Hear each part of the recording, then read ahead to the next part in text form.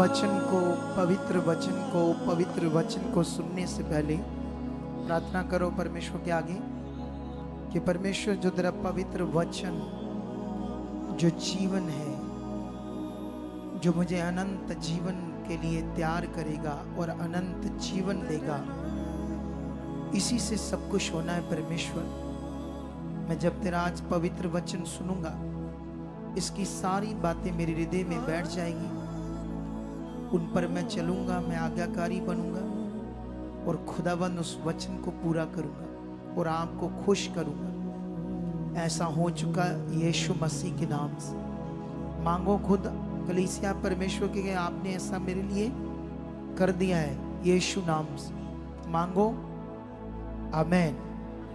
और बैठ जाओ अपने स्थानों पर, विश्वास के साथ परमेश्वर के साथ बैठ जाओ।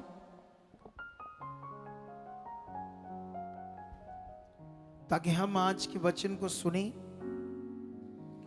परमेश्वर के पवित्र कलाम को।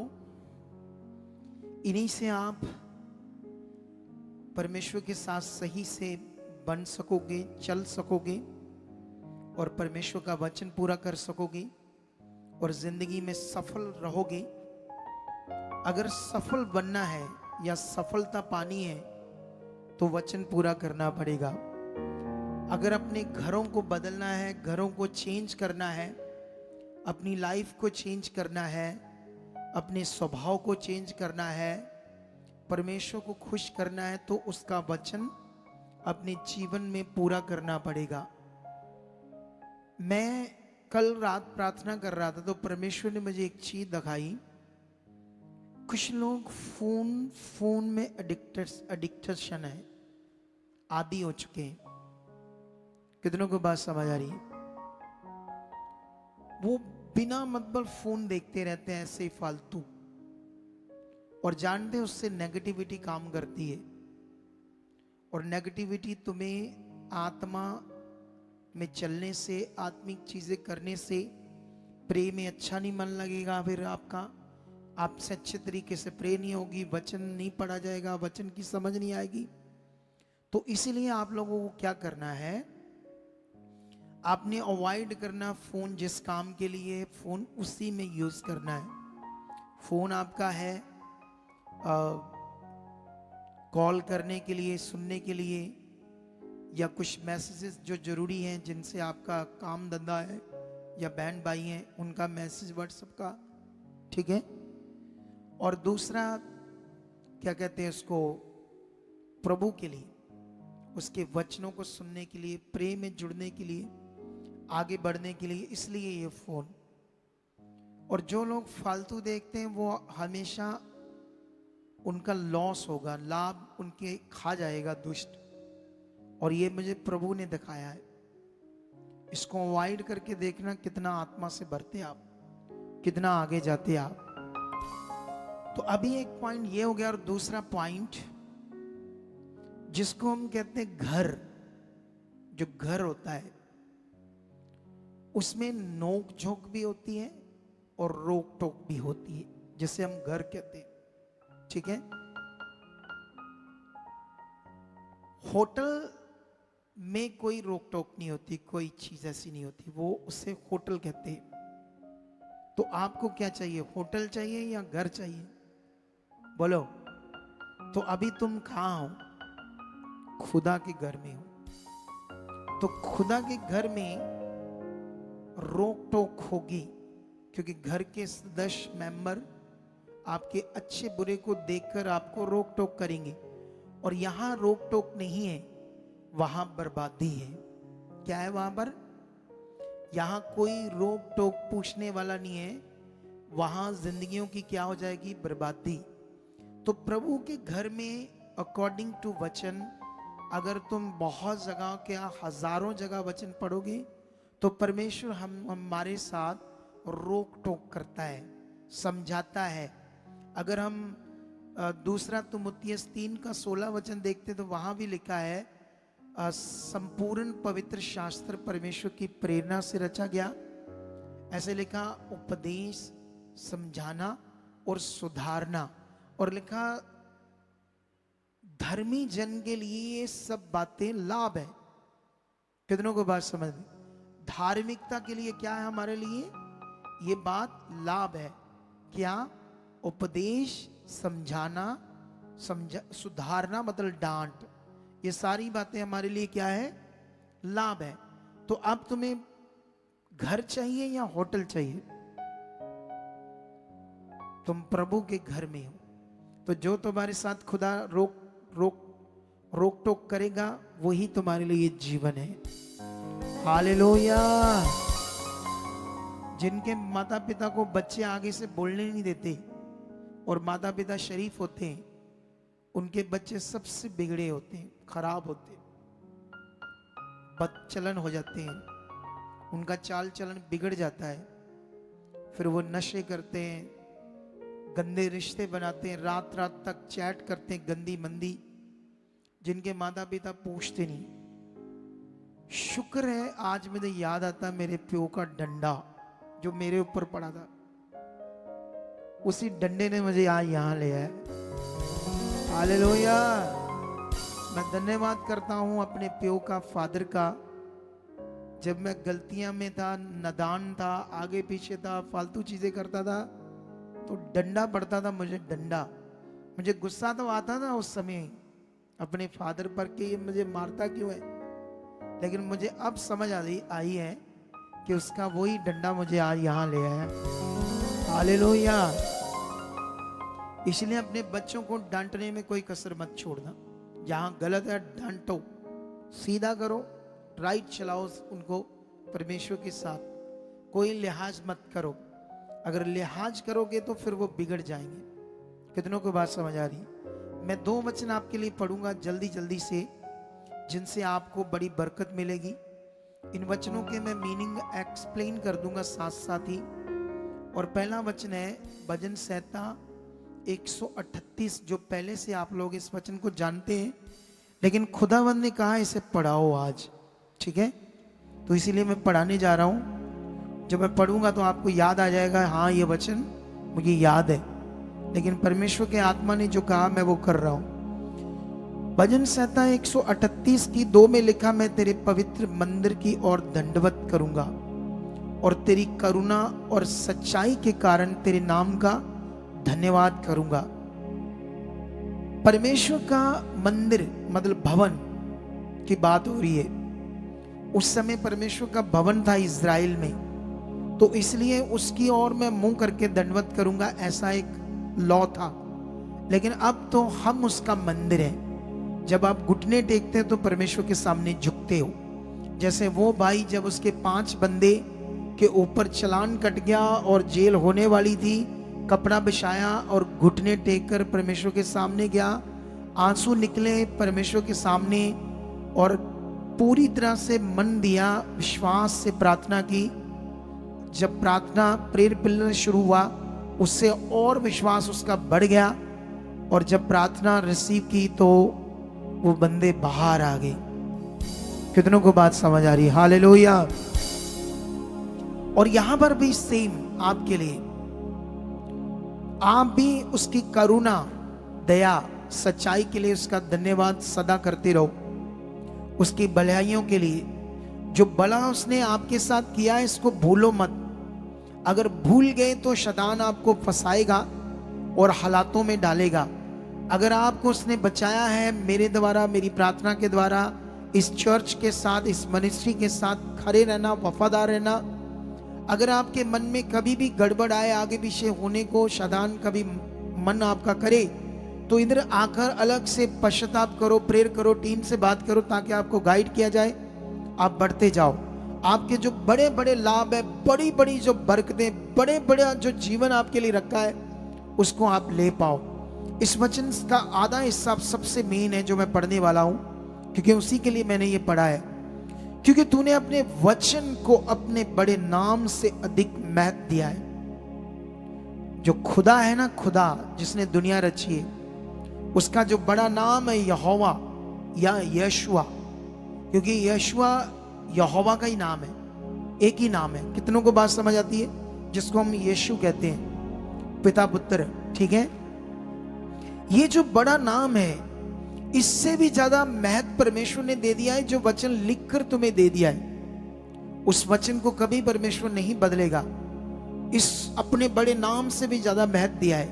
अब तुम छोटे से कीड़े मकोड़े, छोटे छोटे इंसान हो, माइनर से, जब वो अपने बड़े नाम से अधिक ज्यादा महत्व अपने वचन को देता है, तो हम लोग किस खेत की मूली है? हम लोगों की क्या औकात है कि उसका वचन तोड़े? तोड़ते वो लोग हैं जिनका मन सरफरा है, दिमाग सरफरा है, बुद्धि उल्टी पुल्टी है और शैतान की जकड़ी हुई है और पूरी तरह से शरीर काम कर रहा है, आत्मिक बातें बैठ नहीं रही। वो परमेश्वर का वचन तोड़ते हैं। वचन को तोड़ने का मतलब लॉस है, नुकसान है, बहुत ज्यादा नुकसान है। कितनों को बात समझ आ रही? इसलिए कभी भी वचन को तोड़ना मत। जब आप शरीर में होंगे तो आपका डर खत्म हो जाएगा, वचन से भी, परमेश्वर से।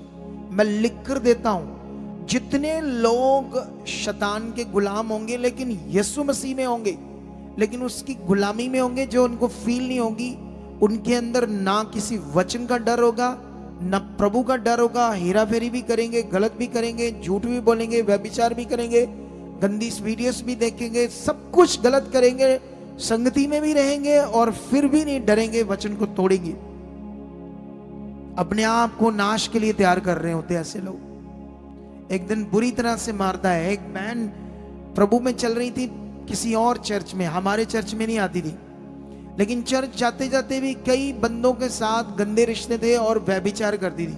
उसके यूट्रस में कैंसर हो गया। फिर प्रार्थना के लिए आई और प्रार्थना जब की तो उसका वो यूट्रस का कैंसर, जो फोड़े, गला सड़ा, उसका बच्चादानी था, उसका प्राइवेट पार्ट था, हील होगी। जहां तक मुझे लगता है, दोबारा मुझे नजर नहीं आई, शायद फिर उन कामों में पड़ गई। अगर पड़ गई होगी तो अब तक उसकी हड्डियां कब्र में होंगी। मार दिया होगा शैतान, क्योंकि उसने अपने आप को क्या कर लिया होगा? नाश के लिए तैयार कर लिया होगा। कितनों को बात समझ आ रही?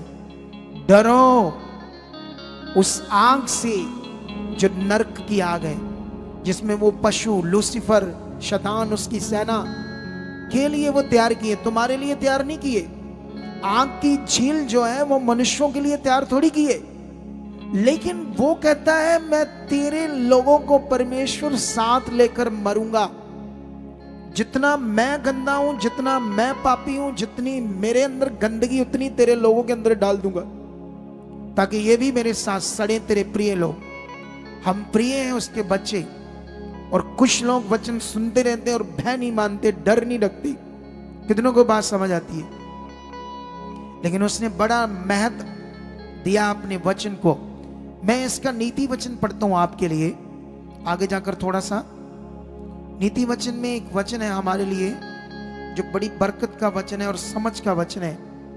इसे हम पढ़ेंगे 8 अध्याय में, ठीक है? 8 का 35 में लिखा है, क्योंकि जो परमेश्वर कहते हैं, क्योंकि जो मुझे पाता है, मुझे खोजता है और मुझे पा लेता है, वह जीवन को पाता है और यहोवा उससे खुश होता है। तुम उसे पाना चाहते हो, उसे खोजना चाहते हो, तो आज्ञाओं को मानो, वचन को पूरा करो, सबसे ज्यादा डर रखो। परमेश्वर मुझे देख रहा है, मुझे देख रहा है, मुझे देख रहा है। रोज ये याद करो, मुझे वो देख रहा है। अगर ऐसा करोगे तो उसे पाओगे, तो जो वो चाहता फिर करोगे तो उसे खुश करोगे। नीचे लिखा 36 में, परंतु जो मेरा अपराध करता है वह अपने ही पर उपद्रव करता है। ये वही बात है जो मैं पहले तुम्हें समझा रहा हूं। जो पाप करता, अपराध करता है, वो अपने पर खुद अपराध को, खुद उपद्रव को, खुद बीमारियों को, खुद हालातों को लेकर आता है। ये परमेश्वर कहता है। लेकिन आगे लिखा है, जितने मुझसे बैर रखते हैं वे मृत्यु से प्रीति रखते हैं। संसार के लोग, अन्य जाति, तरह तरह के गठन बने, संगठन बने, हम ये हैं, वो हैं, हम तो ये क्या है क्रिश्चियन। क्रिश्चियन क्या है? वचनों से, प्रचार से लड़ाई करके देखो, धज्जियां उड़ा देंगे तुम्हारी। कानूनों को पकड़कर, तुम्हारी मेजॉरिटी है, कानून तुम्हारे हाथ में, उसका फायदा लेकर रोकने की कोशिश कर रहे हो। तुम अपना प्रचार करो, हमें अपना प्रचार करने दो। धज्जियां उड़ाकर रख देंगे दुनिया में दुष्टों की आत्मिक शक्तियों की, जो दुष्ट आत्मिक शक्तियां हैं। ऐसे लोग हैं खुदा के लोग, ये प्रेम पसंद करते हैं, ये दया करते हैं, परमेश्वर का वचन पूरा करते हैं। कितनों को बात समझ आ रही? और ये तुम हो, तुम्हारे लिए एक वचन है। मैं तुम्हारे लिए एक वचन देता हूं जिसे भूलना नहीं आप लोगों ने। आज जो तुमसे बात करता है परमेश्वर, उस समय ये इज़राइल से बात हो रही थी, लेकिन ये वचन तुम्हारे लिए खास, सीधा सीधा तुम्हारे लिए। मैं यशाया की बुक में जाता हूं 41 का 14 से पढ़ता हूं। क्या लिखा? हे कीड़े सरीखे याकूब। सोच लो, परमेश्वर जैसे मैं उल्लू करके बात करता हूं ना, परमेश्वर कहता है हे कीड़े याकूब। बाइबल में कितनी डांट दी है उस समय लोगों को, आप सोच नहीं सकते।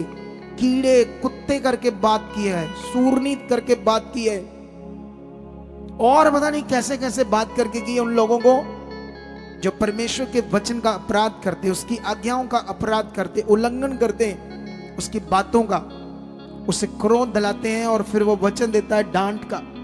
कितनों को बात समझ आ रही? जीवन खुदा के साथ है, दुनिया के साथ नहीं है। कितनों को बात समझ आती है? कहता है हे कीड़े सरीखे याकूब, हे इज़राइल के मनुष्य मत डरो, यहोवा की ये वाणी है, मैं तेरी सहायता करूंगा। इज़राइल का पवित्र तेरा छुड़ाने वाला है। 15 से तुम्हारे लिए बात स्टार्ट हो जाती है। देख मैंने तुझे छुरी वाले दावने का एक नया और चोखा जंतर ठहराया है। हालेलुया। कहता जैसे छुरी बड़ी तीखी होती है, वैसे उसके डंडे होते तीखे तीखे, ऐसे मैंने तुम्हें एक जंतर बनाया है, एक ऐसा जंतर जो चोखा, एक नया चोखा जंतर जो इतना तीखा है, ऐसे तुम्हें मैंने एक जंतर ठहरा दिया है। आगे कहता है तू पहाड़ों को दाव दाव कर सूक्ष्म धूल कर देगा, धूल कर देगा, और पहाड़ियों को तू भूसे के समान कर देगा। हालेलुया। तुम ऐसे खुदा के जंतर हो यीशु मसीह में, जो पहाड़ों को दाव दावने का मतलब होता है पंजाबी च गौना, जैसे किसी तीखी चीज से तोड़ तोड़ कर उसे ब्रीक कर देना। कहता पहाड़ों को ऐसा मैंने जंतर तुम्हें डरा दिया है कि तुम बड़े बड़े पहाड़ों को तोड़ तोड़ कर ऐसे मलिन बारीक धूल के समान कर दोगे। ऐसे हो तुम अगर मेरे पर विश्वास है, अगर मेरी इच्छा पर चलते हो। कितनों को बात समझ आती है? और आगे परमेश्वर बात करता है तू उनको फटकेगा और पवन उन्हें उड़ा ले जाएगी। पहाड़ जब धूल बन जाएंगे तू ऐसे उड़ाएगा और आंधी हवा उन्हें ऐसे उड़ाकर ले जाएगी। और आगे लिखा है और आंधी उन्हें तितर बितर कर देगी, परंतु तू यहोवा के कारण मगन होगा और इज़राइल के पवित्र के कारण बड़ाई मारेगा। हालेलुया। कितनों को बात समझ आ रही है? ये वाली समझ आ रही है? नहीं आ रही? आज आ रही है। अभी तुम किसके जंतर हो, किसके हथियार हैं? हम खुदा की। पुराने नियम में अभी अनुग्रह नहीं आया था तो परमेश्वर ने तब दया काम नहीं कर रही थी इतनी ज्यादा, इसीलिए दुश्मनों को मारने का नियम था। लेकिन अब जो नियम है नया, इसमें हम दुश्मनों को नहीं मारते, खत्म नहीं करते। जब गोलियत बहुत तगड़ा दैंत की तरह था, 9.5 फुट लंबा, और पूरा इज़राइल उससे डर रहा था, तब ये 12 साल का बच्चा क्यों नहीं डरा? 7 फुट लंबा शाऊल डर गया। उस समय का राजा जो योद्धा था, शूरवीर था, वो भी डर गया। जानते क्यों? क्योंकि वो परमेश्वर की आज्ञाओं से बाहर था। अब उसके अंदर पाप था। जब हमारे अंदर पाप होगा, डर होगा। जब तुम गलत होंगे, तुम्हारे अंदर डर रहेगा। जब तुम पवित्रताई में जीवन जियोगे, तुम निडर हो जाओगे, तुम्हें भय नहीं लगेगा किसी भी चीज से, किसी भी विषय से तुम्हारे अंदर डर काम नहीं करेगा। कितनों को बात समझ आ रही? अब नया नियम है। पुराने नियम में गोलियत ने उस 9.5 फुट बंदे के लिए जब वो उससे लड़ने गया, उसको पता था कि मेरे साथ खुदा है। वो सामने इतनी पता नहीं 1 क्विंटल की, पता नहीं 1.5 क्विंटल भारी, 1 क्विंटल भारी, ऐसे मैं अंदाजा बता रहा हूं, एग्जैक्ट भी मैं पता है मुझे, कुछ मे भी 70 किलो के आसपास थी। तो अभी ये लगा लो ध्यान, इधर देखो, इतनी भारी तलवार उसके हाथ में, इतना भारी ढाल है, और पूरी वो जो क्या कहते हैं लोहे की वर्दी, कि कोई वार करो तो उसमें धसेगा नहीं कोई शस्त्र, कोई तलवार, कोई सुआ, कुछ भी ऐसी चीजें उस जमाने की, वो उसके ऊपर है। ये ऐसे जा रहा है क्योंकि किसके नाम से जा रहा है? ये तैयार था वो यंत्र, वो जंतर जो तीखा, चोखा, अनोखा। कितनों को बात समझ आ रही? ये वचन से तैयार होते हैं हम वो जंतर, फिर दूसरों को भी हील कर देते हैं। कितनों को बात समझ आ रही? एक पत्थर से, जस्ट एक पत्थर से, आज किसी को पत्थर मारो मर जाएगा कोई बंदा है? ये सामर्थ्य वो इसलिए विश्वास की सामर्थ्य, उस वचन से जो उसने पूरा किया था। एक पत्थर से 9.5 फुट बंदे को गिरा देता है और फिर उसका गला काट देता है। कितनों को बात समझ आती? लेकिन अभी हम नए नियम में, और नए नियम में परमेश्वर ने कहा तुम्हारा युद्ध लहू और मांस से नहीं, शैतान और उसकी सेना से, बुराई से, गंदगी से जो मनुष्यों के अंदर भरी है, उससे हमारा युद्ध है। कितनों को बात समझ आ रही? इसी का फायदा दूसरे लोग लेते हैं कि ये चुप क्यों है। अगर परमेश्वर आज हमें इजाजत दे दे, या अगर उसने दे दी कभी, तो तूड़ी की तरह उड़ा सकते हैं हमारे लोग भी इंसानों को। कितने दलेर हैं। कितनों को बात समझ आती? वचन पूरा कर रहे हैं, इसलिए वो लोग पंजाबी कहते भूए चढ़ते जाते की होंगे है। पंजाबी में एक शब्द है ना, कितनों को बात समझ आती है? लेकिन ये वचन इस समय हमारे लिए ये है। अब नए नियम में हम क्या कर रहे हैं, ये समझना होगा। नए नियम में हम क्या कर रहे हैं? नए नियम में ये जंतर तैयार था। पतरस और यूहन्ना जब परमेश्वर के भवन जो सुलेमान ने बनाया था उससे बाहर निकलते, प्रार्थना करते समय एक लंगड़ा बाहर होता है और वो कहता है, उनसे भीख मांगता है।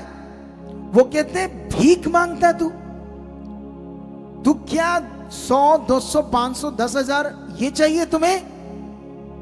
या हमारे पास तो सोना चांदी भी नहीं है, कोई चीज नहीं ऐसी, पर एक चीज है, ये तू जो लंगड़ा बैठा ना भीख मांग रहा है, ये तुम्हारी टांगे नहीं हो सकती है यीशु पर, खुदा पर मन फिराने से, विश्वास करने से।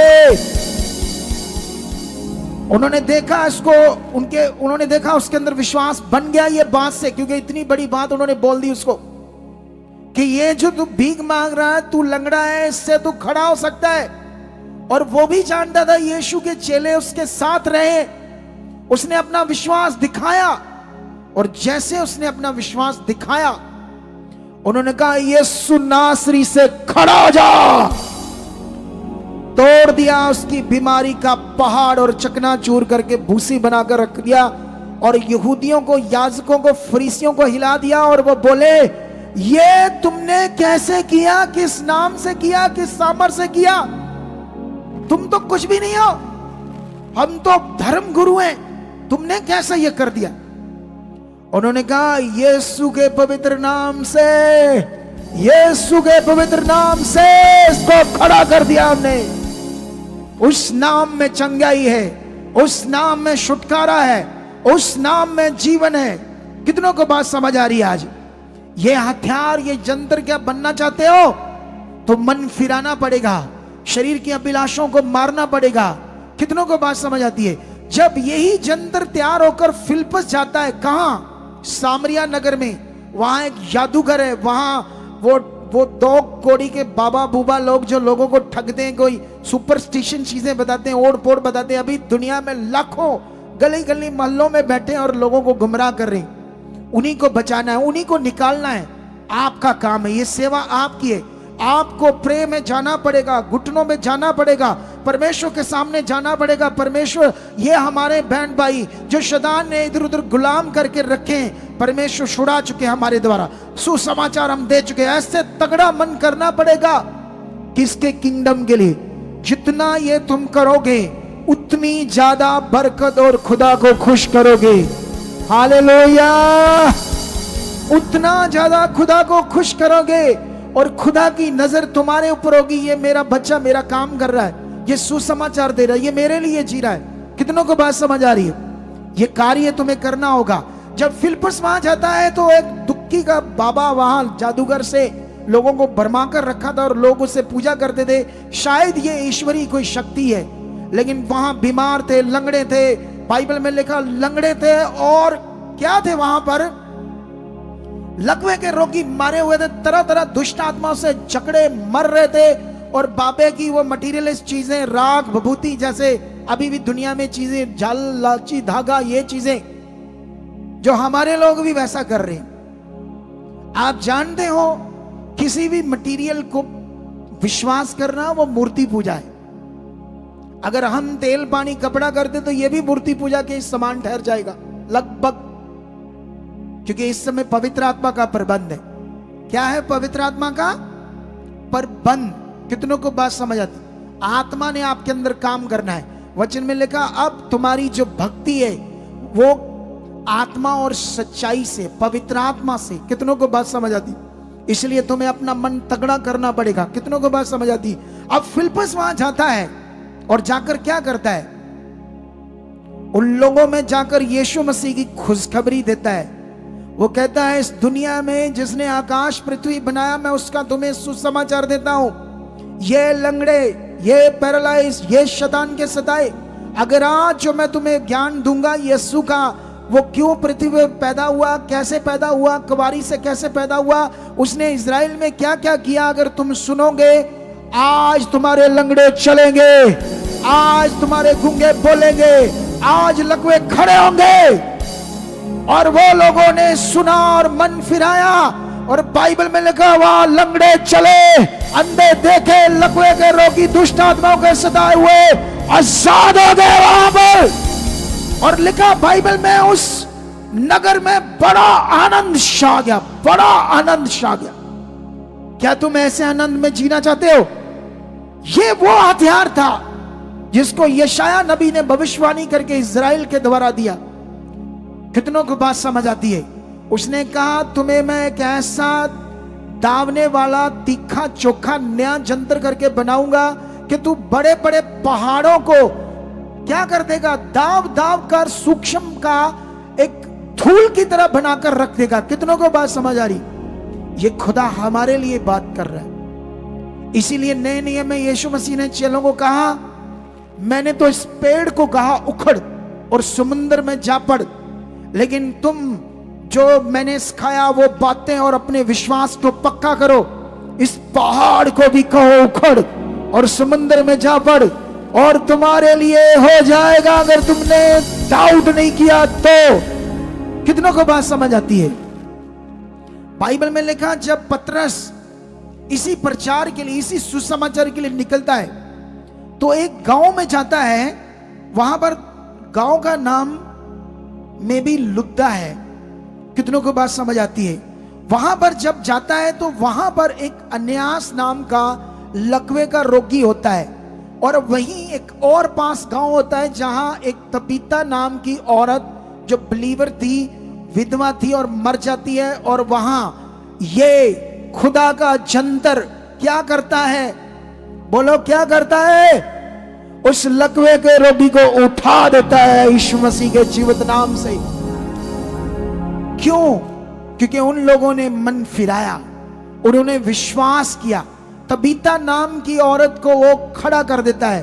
प्रेरित पौल लुस्त्रा में जाता है, वहां एक लंगड़ा, जन्म से लंगड़ा बैठा होता है। जब वो यीशु मसीह की गुड न्यूज, जब वो यीशु मसीह का खुदा का पवित्र कलाम बता रहा होता है, तो बाइबल में लिखा जब वो पवित्र कलाम बता रहा होता है और वो लोग वहां के टकटकी लगाकर ऐसे बैठकर परमेश्वर का वचन सुन रहे होते हैं, तो एक पर उसकी नजर जाती है जो जन्म से लंगड़ा है। और पवित्र आत्मा उसे बताता है ये चंगा होना चाहता है, इसको चंगाई पाने का फेत है, इसकी धुन वचनों पर लगी है, ये वचनों को सुनकर मन फिरा रहा है, ये अपना मन खुदा को दे रहा है, ये ध्यान दे रहा है, इसने पश्चाताप किया, इसने मन बनाया है मुझे बुराई नहीं करनी, पाप में नहीं जाना, गलत चीजों में नहीं जाना, मुझे पहला स्थान खुदा को देना है। पवित्र आत्मा ने कहा इससे बात कर, ये चंगा हो जाएगा। इसने मन फिराया आज, और बाइबल में लिखा जैसे ही उसको वो कहता है ध्यान दे, उस लंगड़े को कहता उठ खड़ा हो जा, और बाइबल में लिखा उसी तरह से उसका मन बना हुआ था, एकदम वचन निकलते ही वो रिसीव करता है और उसकी टांगे नई हो जाती है यीशु मसीह के सामर्थी नाम से। हाथों को उठाओ, आज जिंदगी में तुम्हारे खुदा काम कर रहे। आज वो तीखा जंतर मेरे मुंह से काम कर रहा है। तुम्हारे वो पहाड़ जैसे रोग हालात क्या चकनाचूर करने वाला है, उसे दाबने वाला है, उसे मिट्टी बनाने वाला है, उसे धूल बनाने वाला है। तुम्हारी बीमारियों को, तुम्हारे हालातों को ऐसे मिट्टी में मिला देगा तुम ढूंढ भी नहीं पाओगे वो कहां है। ऐसी सामर्थ तुम्हारी जिंदगी में काम करेगी। कितनों को बात समझ आती है, कितनों को यह फील होता है उसकी जीवित सामर्थ कि वो ऐसे काम करने वाला है। तो रेडी हो जाओ फिर उस पावर को देखने के लिए जो खुदा आपकी जिंदगियों में पूरा करने वाला है।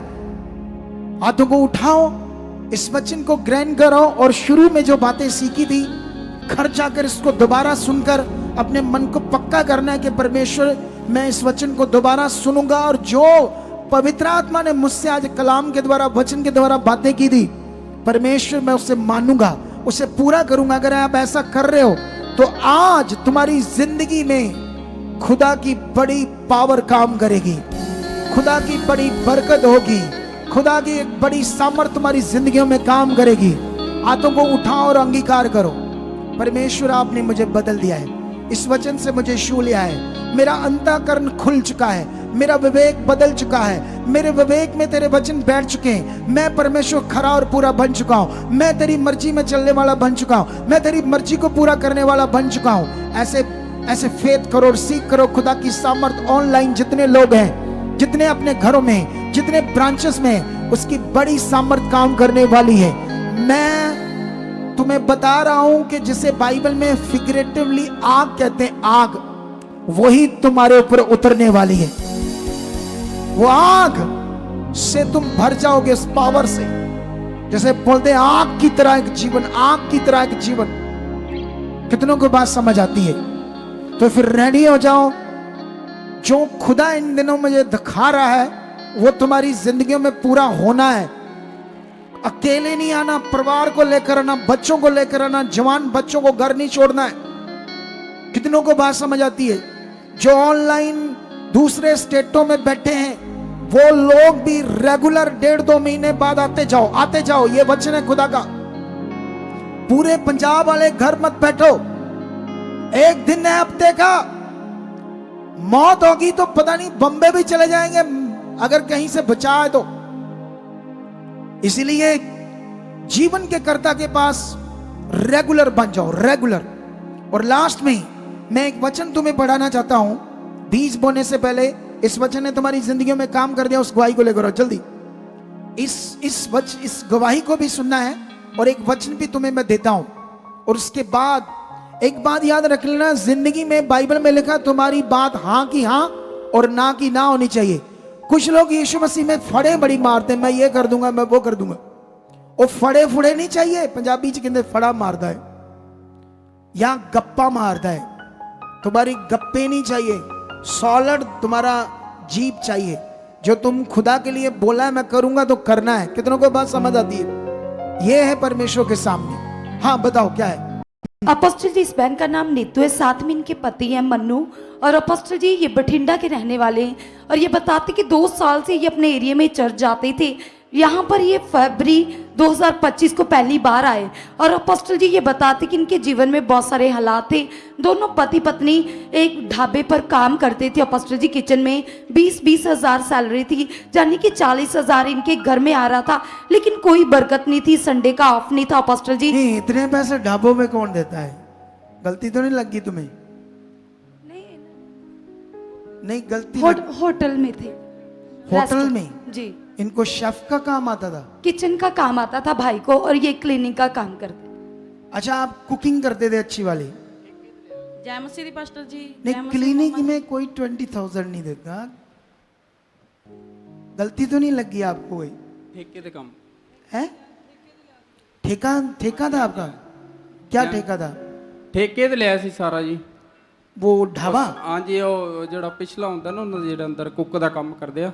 वो आपने पुक्का पुक्का किया था ये सारा काम किचन का? किंग ਹੁੰਦਾ ਨਾ ਜਿਹੜਾ ਕਿਚਨ ਕਰਦੇ ਆ ਅੰਦਰ हाँ, ਸਮਾਨ ਬਣਦਾ ਜਿੱਥੇ वो सारा बनाते थे आप? हाँ। और प्लस क्लीनिंग और भी ठेके आपका पे लिया था? है सारा आपने cleaning 1-2 करना। बंदे भी रखे थे साथ? हाँ जी।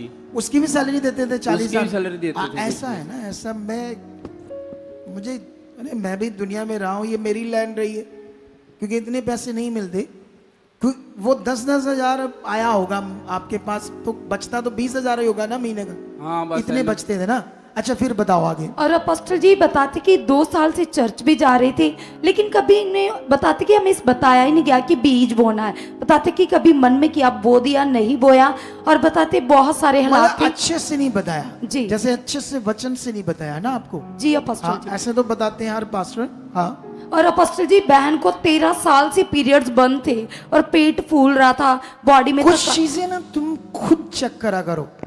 हम एक दिन खाना खा रहे हैं, हम 3 बंदे अंदर थे, 2 मेरे बेटे, मैं। हमने एक बंदे को कहा कि 3 बर्तन लेकर आओ, कोले, खाना बचा उसको निकालना है। तो उसने प्लेटें की इनको पता नहीं कह दिया, बंदे ने उसका भी दिमाग देखो। और हमारी टीम को पता पापा जी के अंदर 3 बंदे हैं, तो 3 प्लेटें क्या करनी है? नहीं नहीं, तुम्हें को गलती लगी। अरे हम खुद भी चीजों का ध्यान रख सकते हैं, इसको बोलते बेस्ट बुद्धि। ये कौन देता हमें? जब हम गवाही लिखते कुछ बातों पर खुद ध्यान दे सकते हैं आप लोग। अच्छा, फिर क्या हो रहा है? और अपोस्टल जी बताते कि 13 साल से बहन को पीरियड्स नहीं आ रहे थे, पेट फूलता था, और डॉक्टर ने बोला कि पानी वाली गांठें। अपोस्टल जी बहुत इलाज करवाया, कोई आराम नहीं मिला। और अपोस्टल जी बताते कि इनको फरवरी में सुपाराना मिनिस्ट्री के बारे में पता चला, और जैसे ही यहाँ पर आए आपने प्रार्थना की अपोस्टल जी, प्रार्थना करते ही 13 साल से बंद पीरियड्स खुल गए अपोस्टल जी। और उसके बाद अपोस्टल जी इनकी चाहत नहीं, मतलब इन्होंने ऐसे कभी प्लान ही नहीं किया, इनकी सोच में भी नहीं था कि इनका अपना कारोबार होगा, अपना बिजनेस होगा। और अपोस्टल जी जैसे ही आपने प्रार्थना करी, ग्रेस ने काम किया, डिवाइन हेल्पर खड़े हो गए अपोस्टल जी। उन्होंने खुद के इनको पैसे दिए, क्योंकि इनके पास उस समय सेविंग मनी नहीं थी अपोस्टल जी। 40,000 दिया और परमेश्वर ने सारा बंदोबस्त किया। 2 रेडियां दी अपोस्टल जी, अपना कारोबार है। बताते कि उसमें रेडियां जो है, जिसको ठेला बोलते हैं हिंदी में जी। हाँ जी। उस पर स्नैक्स वगैरह करते हो? नहीं, फास्ट फूड ਦਾ ਕੰਮ। फास्ट फूड में स्नैक्स भी तो आता है स्नैक्स ना? नहीं होते जी। क्या होता है उसमें? वो बर्गर मोमोस हो गए जी। अच्छा, बर्गर, मोमोस, नूडल्स। जी, हाँ जी। और क्या होता है? और स्प्रिंग रोल होते जी। वो स्नैक्स होते हैं, स्प्रिंग रोल। और बस सही। ये 4 चीजें होती हैं। हाँ। अच्छा, फिर क्या हुआ? और अपोस्टल जी अब इतनी बरकत है अपोस्टल जी, जैसे ही आपके मुख से इन्होंने नियमों को सीखा, आज्ञाओं को सीखा, बताते कि पूरा करना शुरू किया, खट्टी में कमी में अपोस्टल जी जैसे ही बीज बोकर जाते बरकत आती। और अपोस्टल जी अब 1 महीने की इनकम 1 लाख रुपया है भाई की। अच्छा, 1 लाख इनकम हो रही है? हाँ, जय सचमुच में? तो बीज कितना निकालते उसका? 10% 10,000 रुपये बीज लेंगे बोने वास्ते। अच्छा, हर बारी 10,000। देख लो भाई, ये परमेश्वर है, ये बीज बोने की पावर है। एक वचन पढ़ाता तुम्हें, यही खड़े रहना। अभी नीति वचन में जाएंगे हम लोग। इसका 18 अध्याय का 16 वचन पढ़ेंगे। लिखा, भेंट मनुष्य के लिए मार्ग खोल देती है। जब तुम परमेश्वर के सामने अपनी भेंट को बोते हो, और ज्यादा तुम वफादारी से बो या चोरी करो उसके, जो तुम्हें जीवन देता है, या उसके साथ चोर बनो या खरे बनो, पूरे बनो। आपकी जमीन है 20 एकड़, 30 एकड़, 50 एकड़, 70 एकड़, उसका 6 महीनों का दशमांश बनता 4 लाख, 5 लाख। तुम चोरी कर रहे हो, तुम्हारा मन बदल गया है, इतने क्यों देने? उसी से ही तो करोड़ों आना था। ऐसे मार्ग खुलने थे, तुमने ब्लॉक कर दिया है, मार्गों को ब्लॉक कर दिया है, लालच करके। क्या करके? भेंट मनुष्य के लिए मार्ग खोल देती है और उसे बड़े लोगों के सामने पहुंचाती है। ये भेंट तुम्हें बड़े बड़े लोगों के बराबर करती है। कितनों को बात समझ आई? तो इसलिए आज के बाद परमेश्वर ने कहा, मैंने अपने बड़े नाम से भी ज्यादा महत्व किसको दिया है? अपने वचन को दिया है। अगर तुम इस मिनिस्ट्री के साथ कहते जुड़े हो, इसके मेंबर हो, तो अपना दशमांश भी यहां बो वफादारी से। किसको बात समझ आती है? और मैं आपके बीच को एक परमेश्वर की खास बुद्धि पाकर उन पैसों को ऐसे यूज करता हूं, आप सोच ही नहीं सकते। मेरे हाथों में ऐसी बरकत है, मुझे बुद्धि ऐसे दी है। हमने 8 सालों में इतनी बड़ी चर्च खड़ी कर दी और हमने अभी 2 जमीन हाईवे रोड पर 2 शहरों में, एक गुरदासपुर में और एक होशियारपुर में खरीद ली। अभी मानसा की तैयारी है। ये बुद्धि है, जैसे सुलेमान को दी थी कैसे राज्य का प्रबंध करना है, ऐसे खुदाबंद ने मुझे दी है। और आपकी भेंटें, आपके बीज, आपकी वफादारी का बोया बीज खुदा के काम के लिए, उसके राज्य के लिए, उसकी रूहों को बचाने के पवित्र काम के लिए तुम्हारे बीज।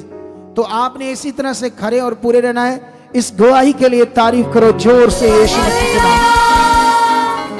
अभी हमने